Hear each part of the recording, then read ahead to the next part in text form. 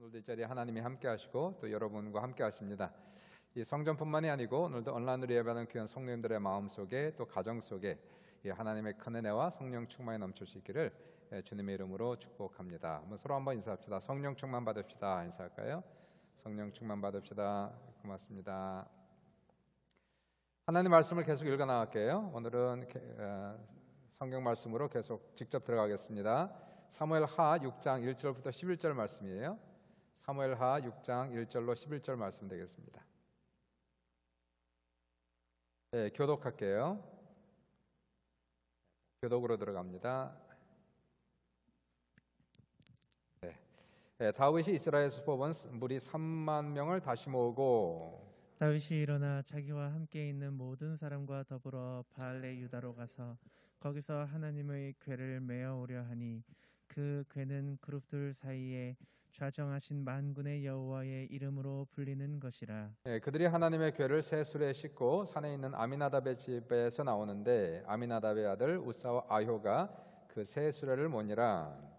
그들이 산에 있는 아비나답의 집에서 하나님의 궤를 싣고 나올 때에 아효는 궤 앞에서 가고 다윗과 이스라엘 온 족속은 잣나무로 만든 여러 가지 악기와 수금과 비파와 소고와 양금과 제금으로 여호와 앞에서 연주하더라. 그들이 나곤의 타작마당에 이르러서는 소들이 뛰므로 우사가 손을 들어 하나님의 궤를 붙들었더니 여호와 하나님이 우사가 잘못함으로 말미암아 진노하사 그를 그곳에서 치시니 그가 거기 하나님의 궤 곁에서 죽으니라. 여호와께서 우사를 치심으로 다윗이 분하여 그곳을 베레스 우사라 부르니 그 이름이 오늘까지 이르니라. 다윗이 그날에 여호와를 두려워하여 이르되 여호와의 궤가 어찌 내게로 오리오 하고 다윗이 여호와의 궤를 옮겨 다윗성 자기에게로 메어 가기를 즐겨하지 아니하고 가드 사람 오벳에돔의 집으로 메어 간지라. 합독합시다. 여호와의 궤가 가드 사람 오벳에돔의 집에 석 달을 있었는데 여호와께서 오벳에돔과 그의 온 집에 복을 주시니라. 아멘. 오늘 본문을 통해서 오벳에돔이 받은 복에 대해서 알아보겠습니다. 11절 보시니까 오벳에돔이 하나님의 궤를 석 달 동안 집에 모셨는데 여호와께서 그와 온 집안에 복을 주셨다. 이렇게 지금 나와 있어요. 얼마나 큰 가시적인 복을 받았는지, 얼마나 큰 기적이 나타났는지 그 지역에 소문이 날 정도로, 그래서 다윗 왕이 그 소문을 들을 정도로 오벳에돔의 집에 엄청난 큰 복이 임했습니다. 오늘 제목이 이제 오벳에돔의 축복인데요. 오벳에돔은 언약궤를 어떻게 섬겼길래 석 달 만에 이러한 놀라운 축복을 받았는지, 또 무슨 복을 그렇게 받았는지 한번 우리가 성경을 통해서 한번 살펴볼게요. 오늘 본문을 보시면 이 본문은요, 다윗이 하나님의 궤를 예루살렘으로 모셔오는 과정의 사건을 기록하고 있는 거예요. 영상 하나를 보여드릴 텐데, 하나님의 궤는 여러 가지 말로 표현합니다. 법궤, 증거궤, 언약궤, 하나님의 궤 다 같은 말이에요. 영상에 보듯이 그 궤는 그 가로가 2규빗 반이니까 116cm 정도. 그다음에 세로와 높이는 같아요. 1규빗 반, 그래서 68cm입니다. 그래서 길이가 한 이 정도 되고요. 그다음에 폭이 그리고 높이는 한 이 정도 되는 68cm 되는 그러한 상자 같은 거죠. 이 나무는 아카시아 나무로 만들었고, 그다음에 안팎을 정금으로 쳐서 입혔습니다. 저 궤 안에는 무엇이 있을까요? 저 궤 안에는 모세가 시내산에서 하나님께로부터 받은 십계명 돌판 2개를 거기에 넣어두었어요. 그리고 그 증거궤 위에 뚜껑이 덮여 있죠. 덮개가 있습니다. 그 뚜껑의 이름을 뭐라고 할 거예요? 속죄소도 보시면 금으로 덮였죠. 그리고 그 위에 그룹 천사 둘, 저 그룹 천사 둘은 정금으로 만든 겁니다. 정금으로 그룹 천사 둘이 날개를 길게 펴서 이 속죄소 위를 덮고 있는 하나님을 경배하는 그런 모습으로 만들었어요. 이 언약궤는 하나님의 임재를 상징하는 것이고, 성경을 보시면 하나님께서 저 그룹 천사 사이에 좌정하시고 사람들에게 나타나 말씀하시는 그 언약궤가 됩니다. 한 가지 유의해서 볼 것은, 여러분이 볼 것은 사방에 고리가 되어 있죠. 고리로 되어 있습니다. 정금으로 고리를 이렇게 만들었어요. 그리고 그 고리 사이에 두 개의 채를 길게 끼워서 넣었습니다. 이렇게 만든 이유는 이 언약궤는 네 사람이 어깨에 메고 가는 거예요. 그렇게 만드는 겁니다. 그래서 저 채는 결코 빼지 않고 언약궤에 항상 끼워 넣을 수 있도록 그렇게 만들었고요. 이 언약궤는 이제 성소, 지성소 안에 있는 가장 거룩한 성물 중에 성물이죠. 하나님의 임재를 상징하는 최고의 거룩한 성물이 언약궤가 되는 겁니다. 이 하나님의 언약궤는 지금 어디 있을까요? 이 하나님의 언약궤는 여러분 심령 안에 있는 겁니다. 그래서 성경은 말씀하시기를, 고린도전서 사도 바울이 그 말씀을 하시죠. 너희 몸이 하나님의 성령이 거하시는 하나님의 성전인 것을 너희가 알지 못하느냐, 이렇게 말씀하고 있어요. 우리의 몸이 성령이 거하신 하나님의 성전이라는 겁니다. 그러므로 우리 영혼 안에 거룩한 지성소가 있는 거예요. 그리고 지성소 안에 우리가 언약궤를 모시고 살아가고 있는 겁니다. 여러분 안에 영적으로 지성소가 있고 지성소 안에 언약궤를 모시고 살아가고 있는, 오늘 본문을 보시면 오벳 에돔은 언약궤를 석 달 동안 잘 모셔서 큰 복을 받았다라고 얘기하는 것처럼, 우리가 이 오벳 에돔처럼 언약궤를 잘 모시면 이 하나님의 복을 우리의 가정과 우리의 사업에 받을 수 있다, 이제 그런 말씀을 주시고 있는 거죠. 한번 이 역사를 거꾸로 돌아가시면, 오늘 본문이 있기 전 이 다윗이 하나님의 궤를 예루살렘으로 모셔가기 70년 전에 이스라엘과 블레셋이 아벡에서 전쟁을 치렀습니다. 엄청난 큰 전쟁이었어요. 이때에 제사장이었던 홈리와 비느하스가 성소에 있던 언약궤를 전쟁터에 가지고 나온 거예요. 혹시나 전쟁터에 언약궤를 모셔오면 하나님께서 전쟁에 승리를 줄 것이라고 생각했지만, 이것은 홈리와 비느하스의 아주 경솔한 생각이었어요. 먼저 홈리와 비느하스는 악한 사람들이었습니다. 하나님 앞에 수많은 범죄를 저질렀던 악한 사람들이었고, 한 걸음 더 나아가 언약궤는 인간이 임의적으로 사용할 수 있는 물건이 아니었다는 거예요. 나 유익을 위해서 함부로 언약궤를 내 멋대로 사용할 수 있는, 하나님은 사용당할 수 있는 분이 아니라는 겁니다. 결국 어떻게 돼요? 이스라엘은 전쟁에 패하죠. 홈리와 비느하스는 전쟁에서 죽고, 언약궤는 적군인 블레셋 사람들에게 빼앗기는 국가적인 치욕을 당하게 돼요. 이 블레셋에게 빼앗겨던 언약궤는 우여곡절 끝에 7개월 만에 다시 이스라엘 경내로 들어오긴 하는데, 이 언약궤가 성소로 들어가지 않고요, 이 언약궤는 유대 산지인 기럇 여아림, 오늘 본문에 보시면은 아발렛 유다로 나오는데요, 바알렛 유다로 나오는데 같은 장소입니다. 기럇 여아림, 바알렛 유다, 거기에 사는 레위인 아미나답의 집에 모셔두게 돼요. 언약궤가 성소에 있지 않고 아미나답의 집에 모시고 있는 겁니다. 영광이죠. 그렇게 해서 언약궤가 아미나답의 집에 70년 동안 있었어요. 70년입니다. 그런데요, 아미나답은 그 언약궤를 70년 동안 집에 모시고 살면서 대대로 모셨습니다. 아미나답 죽고 그 아들이, 그리고 그 손자들이 대를 이어서 언약궤를 모셨는데, 아미나답과 그의 가정이 복을 받았다는 말이 전혀 나오지 않고 있단 말이에요. 그런데 에벳오뎀은 11절에 나온 것처럼 3개월 집에서 섬겼는데 엄청나게 복을 받았다, 이렇게 나온단 말입니다. 그러면 여기서 우리가 생각할 것이 있죠. 내가 얼마나 오랫동안 하나님을 믿었느냐가 중요한 것이 아니다는 거예요. 우리 집안이 3대째 기독교 집안이다, 4대째 기독교 집안이다, 이게 중요한 게 아니라는 겁니다.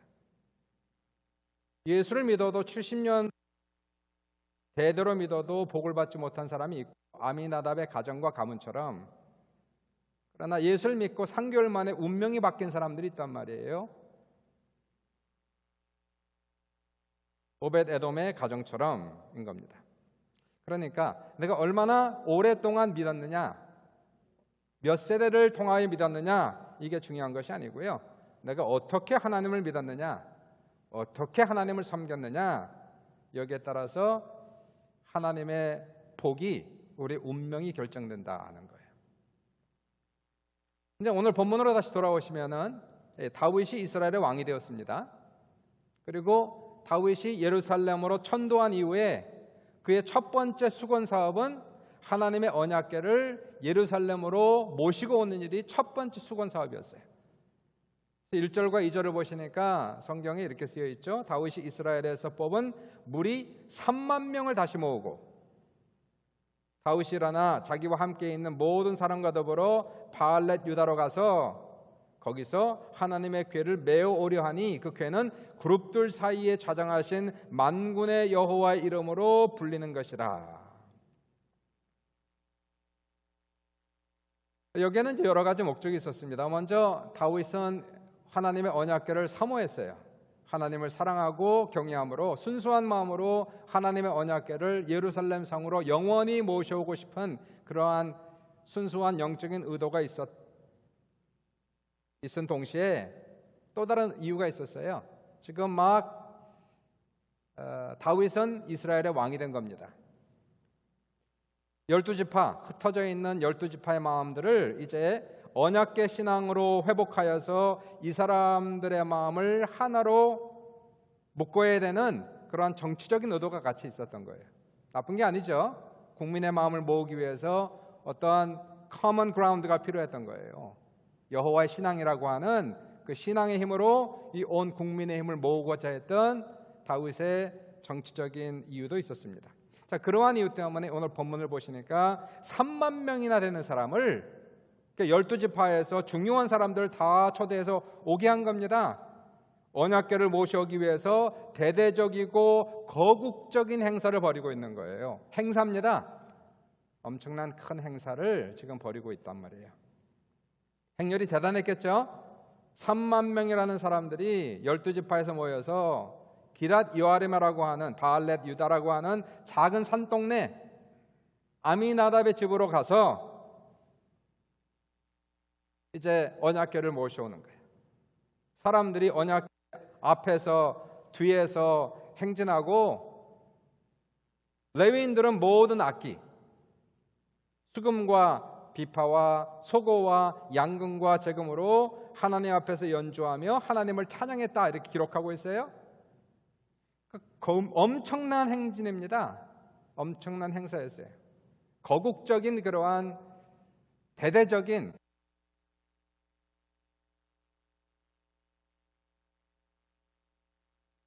다윗 왕이 신이 났겠죠. 먼저 하나님의 궤를 예루살렘으로 영원히 모실 수 있다는 큰 영광, 더 나아가 이제 흩어져 있는 12지파의 마음들을 이제 새로운 왕이 되었으니까 이 사람들의 마음을 여호와 하나님 신앙으로 회복시켜 나라를 굳건히 세우겠다고 하는 그의 소원이 보이고 있어요. 그래서 다윗 왕은 언약궤 앞에서 즐거이 언약궤를 모시고 가는 겁니다. 근데 3절에 문제가 생기죠? 3절을 열어보시니까 뭐라고 써 있어요? 3절에 그들이 하나님의 궤를 새 수레에 싣고 산에 있는 아미나답의 집에서 나오는데 아미나답의 아들 우사와 아요가 그 새 수레를 모니라, 이렇게 적혀 있어요. 하나님의 궤를 어디에 실었습니까? 새 수레에 실었단 말이에요. 아주 좋은 수레, 새로 만든 수레, 거기에 싣고 멋있는 수레에 싣고 그리고 소 2마리가 수레를 끌게 했단 말이에요. 아미나답의 아들 아효는 앞서가고 그리고 우사는 뒤에서 언약궤를 보호하면서 걸어가고 있었어요. 뭐가 문제입니까 이게? 뭐가 문제예요? 잘하고 있는 거 아닙니까? 문제는 하나님의 언약궤를 수레에 싣고 간 것이 화근이란 말이에요. 먼저 우리가 알아야 되는 것은 언약궤는 수레에 싣고 가는 게 아닙니다. 언약궤는 아까 보여드렸죠? 채가 길게 달려있지 않았습니까? 왜요? 그 이유는 레위인 그것도 고핫 자손 중에 4사람이 어깨에 메고 모셔야 한단 말이에요. 그게 성경에 나온 규례예요. 민수기 4장 15절을 읽어보시니까 성경에 정확하게 나와 있습니다. 진영을 떠날 때에 아론과 그의 아들들이 성소와 성소의 모든 기구 덮는 일을 마치거든 고핫 자손들이 와서 맬 것이니라. 메고 가야 된단 말이에요. 그러나 성물은 만지지 말라. 그들이 죽으리라. 성물 만지면 죽는다는 거예요. 나와 있습니다. 이건 제가 보니까요, 뭐하고 비슷하냐 하면은 마치 조선시대 양반들이 가마 타고 다니는 거하고 비슷하다 이렇게 생각하시면 돼요. 특별히 왕이 타는 가마는 뭐라고 그랬습니까? 홍연 그랬잖아요. 보통 연 그랬고 그 다음에 왕이 타는 가마를 홍연 그렇게 얘기했는데요.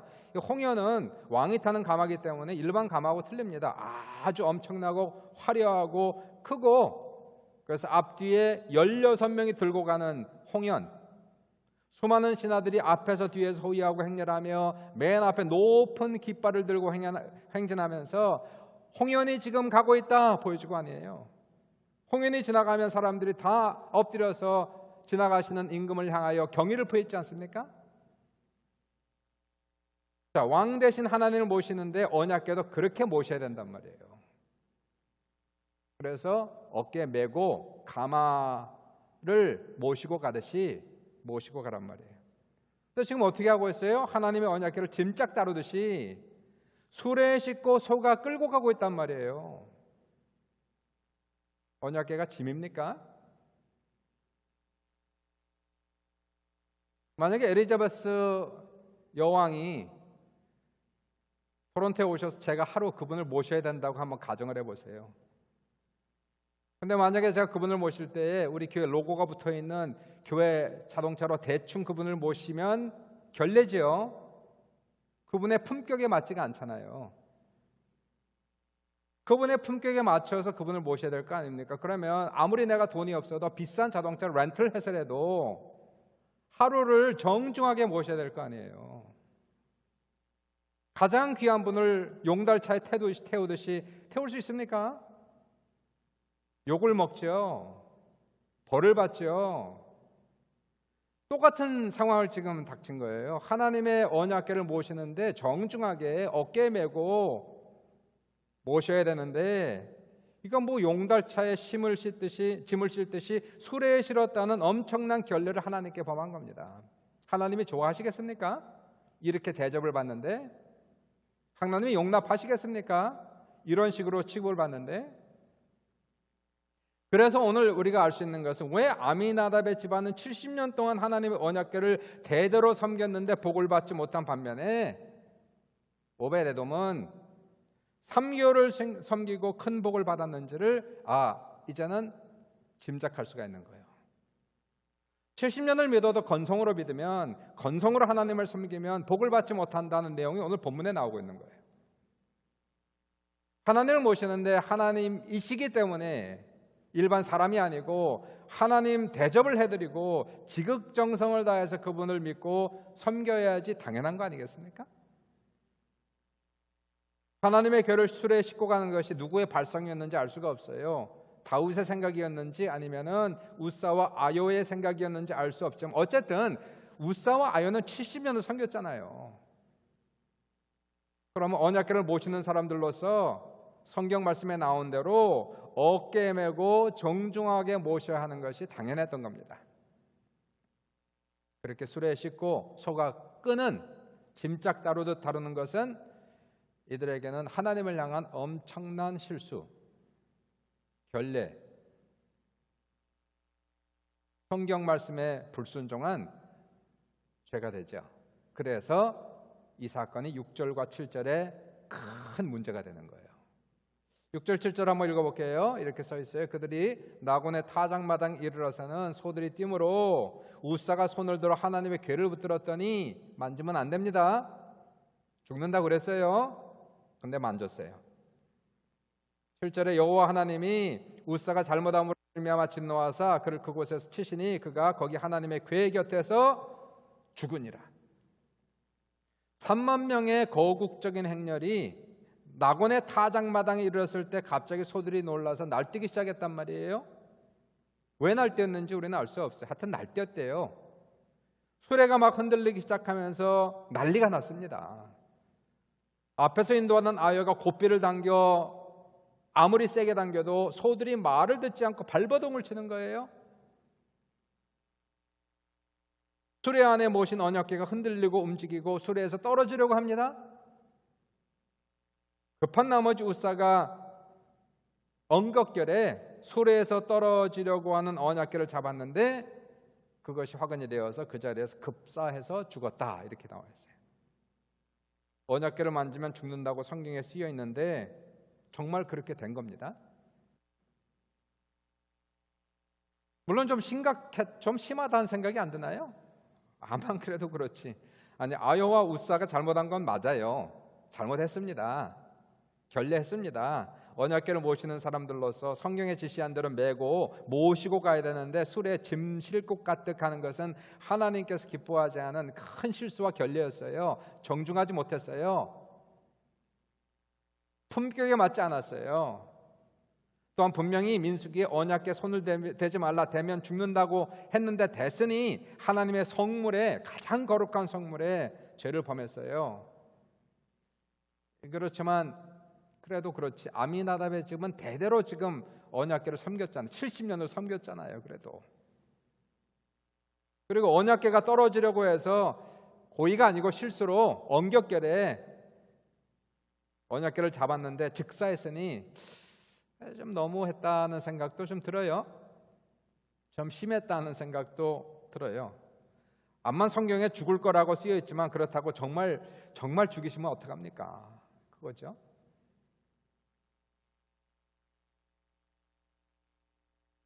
한번 생각해 봅시다. 어떤 분이 예수를 믿고 교회를 다니면서 복받을 기대를 했어요. 다 복받을 기대를 하죠. 예수 믿으면. 굿뉴스니까 우리가 예수 믿고 영혼이 잘된 같이 범사가 잘도 강간한 축복이 넘칠 거라는 그러한 걸 믿고 기대하면서 가는데 10년, 20년 믿어도 복을 받지 못해요? 기대감에 미치지 못해요? 거꾸로 문제가 생기고 사도가 터지고 사업도 망하고, 아니 뭐 축복이 아니라 재앙이 임했어요? 그럼 두 가지로 우리가 생각할 수 있을 것 같아요. 오늘 본문을 보면서 첫 번째는 하나님께 시험 드는 겁니다. 어떻게 그럴 수가 있습니까? 하나님, 그럴 수 있죠. 충분히 하나님께 시험 들 수 있어요. 다른 한 가지는 이러한 일이 터질 때 혹시 내가 뭐 잘못하고 있는가, 내가 뭐 고쳐야 되는 게 있는가, 다시 자신의 신앙생활을 다시 한번 돌아보면서 회개할 것이 있는가를 알아보는 거겠죠.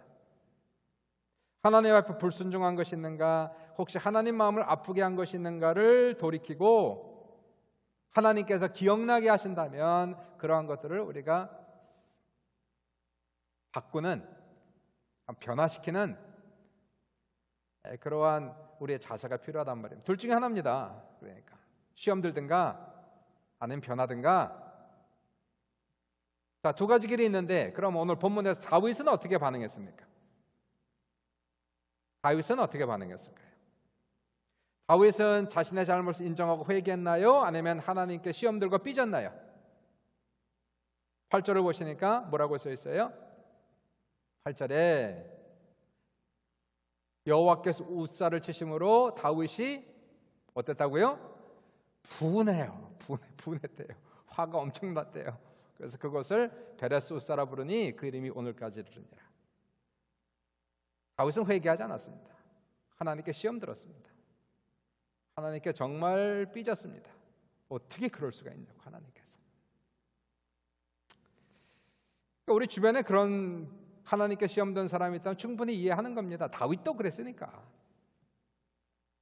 왜 그렇게 화가 났을까? 다윗은 뭐가 그렇게 하나님께 못마땅했을까? 생각해 보세요. 다윗은 이걸 거국적인 행사로 지금 만들어 3만 명을 동원했어요. 민족적인 행사를 지금 치르고 있어요. 수백 명의 레위 지파들이 연습을 다하여서 수많은 악기를 동원하여 하나님을 지금 찬양하고 있는 대대적인 행사를 지금 하고 있어요. 그런데 우사가 죽는 사건이 나오면서 그 사람이 죽은 것도 죽었지만, 그것도 문제지만, 그 행사가 완전히 망가진 거예요. 악기와 노래소리는 그치고 비명소리가 울렸습니다. 사람들은 다 충격에 빠지고 축제 장소가 장례식이 되어버렸습니다. 3만 명 되는 사람들은 언약궤 모시는 일을 다 포기하고 불이 나게 집으로 돌아갑니다. 이 일로 인해서 다윗이 하고자 했던 모든 계획은 수포로 돌아가고 그분의 명예도 완전히 실추되었습니다. 언약궤 신앙으로 12지파의 마음을 하나로 모으고자 했던 그러한 정치적 의도도 완전히 빗나갔습니다. 그래서 우사가 죽은 것도 화가 났지만 속상했지만 여러 가지 복합적인 이유 때문에 다윗은 속이 상한 거예요. 화가 난 겁니다. 우리가 생각해 볼 일이 다윗이 지금 화를 낼 때가 아니잖아요. 지금 우사가 죽은 것은 우사의 잘못도 있지만 다윗의 잘못도 있는 겁니다. 누가 그러한 발상을 했는지 알 수가 없어요. 수레에 모시고 가는 거를. 하나님의 궤를 고앗 자손이 메고 모셔야 되는데 수레에 싣고 모시고 한 것은 아효와 우사의 잘못도 있지만 최고 책임자인 다윗도 책임을 피할 수 없는 거예요. 그러면 다윗도 잘못을 돌이켜야 되잖아요. 고칠 걸 고쳐야 되지 않습니까? 왜 모든 그러한 문제를 남에게 떠넘깁니까? 너의 잘못이라고. 제대로 섬겨야 되는 제대로 못 섬긴 거예요. 대대적인 행사를 해도 하나님은 거기에 거들떠보지도 않습니다. 제대로 섬겨야지 그렇게 행사적으로 보여주는 그런 행사 필요 없다는 얘기 아니겠어요? 그래서 9절과 10절을 보시면 다윗이 어떻게 행동할까 보십시오. 다윗이 그날에 여호와를 두려워하여 이르되 여호와의 궤가 어찌 내게로 오리오하고 다윗이 여호와의 궤를 옮겨 다윗 성 자기에게로 메어가기를 즐겨하지 아니하고 가드 사람 오벳 에돔의 집으로 메어간지라. 언약궤를 예루살렘에 모셔오는 일을 잠시 중단했습니다. 그리고 고민합니다. 축복이 아니라 재앙을 받을까 겁이 막 나는 거예요. 덜컥. 다윗도 예루살렘으로 돌아가고 3만 명도 다 돌아가고 언약궤는 덩그라니 아무도 모셔가지 않아요. 겁이나 손도 대지 못합니다. 거의 버려진 듯한 언약궤를 보지 않습니까? 근데 그것을 모시고 간 사람이 있으니 누구라고요? 오벳 에돔이 모시고 갔단 말이에요. 그리고 3개월을 모셨단 말이에요. 그런데 놀라운 일들이 생겼단 말입니다. 얼마나 기적 같은 복을 받았는지, 얼마나 가시적인 복을 받았는지 이게 소문이 나서 다윗 왕이 귀에 들어갈 정도로 이 오벳 에돔은 엄청난 복을 받았다. 여기에 우리가 잠시 생각해 볼 것이 다시 있습니다. 70년을 대대로 섬긴 아미나답의 집은 복을 받지 못했는데 어떻게 오벳 에돔은 3개월을 섬기고 복을 받았는가? 아미나답과 그의 자녀들은 하나님을 섬겼는데 오늘 본문을 보시니까 정성이 없어요. 하나님 믿는데도 정성이 필요하지 않습니까? 누구를 섬기는 겁니까? 사람을 섬기는 거 아니잖아요. 하나님을 섬기는, 천지를 창조한 하나님을 섬기는 거 아닙니까? 우리의 생명의 근원 되시고 우리를 심판하실 우리 하나님을 섬기는 거 아닙니까? 그러면 그분의 격에 맞게끔 정성을 들여서 우리가 섬겨야죠. 언약궤를 달구지에 싣고 가는 것 봐서도 우리는 아미나답과 그의 자식과 아요와 우사의 마음 상태를 대충 읽어나갈 수가 있는 거예요. 하나님을 섬기되 하나님 품격에 맞게끔 그렇게 섬겨 드려야 한다는 겁니다. 근데 10절에 보시니까 오벳 에돔은 언약궤를 어떻게 써 있습니까? 10절을 보시니까 가드 사람 오벳 에돔의 집으로 어떻게 했다고요? 메어간지라 나와 있지 않습니까? 메어갔다고.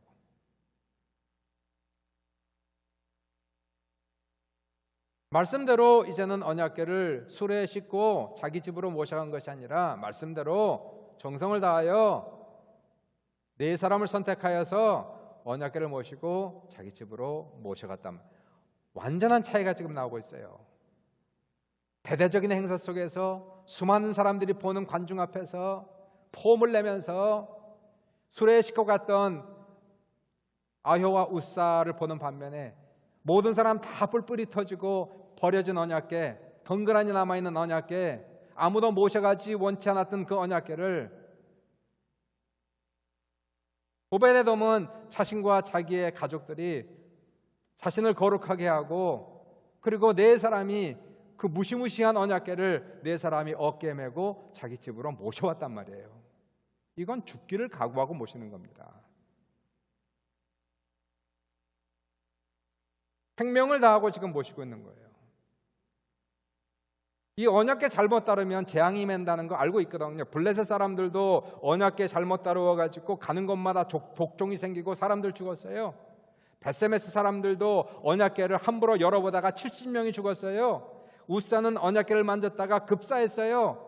다윗도 무서워서 언약궤 모시고 가는 거 포기하고 고민에 빠져 있어요. 아무도 언약궤를 모시고 갈 사람을 찾지 못하고 있어요. 이때 자원하여 모시고 간 사람이 바로 오벳 에돔이란 말이에요. 뭘 바라고 간 거 아니잖아요. 뭐 어떤 행사 속에서 멋있게 폼내며 간 거 아니잖아요. 아무도 없는 곳에서 자신과 자기의 가족들이 생명을 걸고 죽으면 죽으리라 언약궤를 모시고 간 겁니다. 여기에서 우리는 확실한 차이를 발견하지 않습니까? 하나님을 모신 사람들의 마음의 상태를. 우리는 우리의 심령 안에 하나님을 모시고 살아가는 사람들인데 이 천지를 창조하신 우리를 구원하시고 우리를 심판하실 예수 그리스도를 섬기되 이 안에 언약궤가 있는데 이분을 섬기되 정말 최선을 다하여 생명을 다하여 사랑하고 죽을 각오를 다하여 하나님을 지극정성 모시고 죽으면 죽으면 망하리라 각오를 하고 모실 때에 이게 이제 오벳 에돔의 마음 자세였어요. 하나님을 위해 죽기를 각오하는 사람은 결코 죽지 않고요. 하나님을 위해서 망하기를 각오하는 사람은 결코 망하지 않습니다. 하나님이 책임져 주시니까. 그리고 11절 가는 거 아니에요. 우리가 봤다. 11절에 여호와의 교회가 가드 사람 오벳 에돔의 집에 석 달을 있었는데 여호와께서 오벳 에돔과 그의 온 집에 복을 주시니라. 3개월. 아미나담은 70년. 오벳 에돔 3개월. 3개월 잘 모시고 잭팟이 터졌어요. 이 집안에. 매일같이 기적이 나타납니다. 매일같이 신기한 일이 일어납니다. 흥부가 마치 박을 차를 때 놀라운 일들이 나타나는 것처럼 무슨 좋은 일이 있었는지는 상상에 맡기는 거죠. 근데 이것은 확실하게 가시적인 축복이었어요.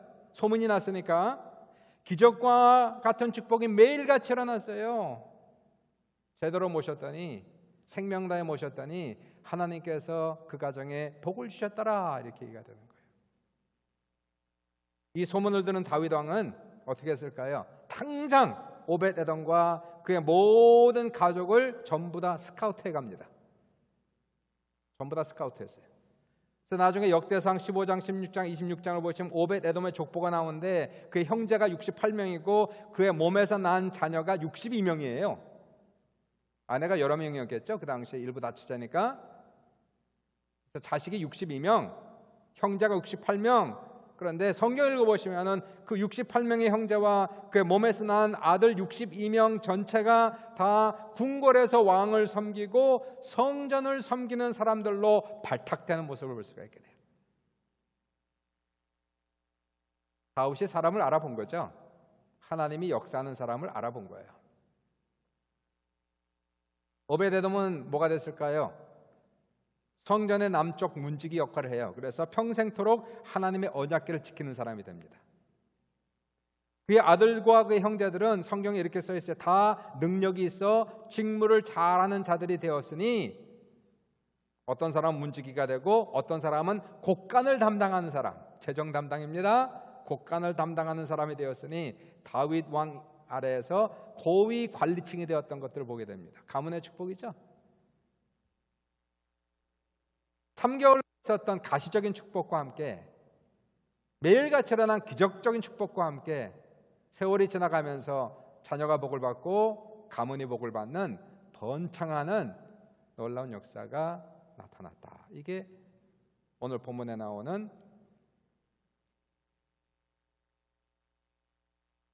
오벳 에돔의 축복이 되는 거예요. 11절 이하를 보시면 어떤 일이 있느냐면요, 이제 다윗이 이 오벳 에돔이 받은 기적과 같은 축복의 소문을 듣고 마음을 고쳐먹어요. 하나님께 시험 들었잖아요. 삐졌잖아요. 아, 내가 잘못했구나.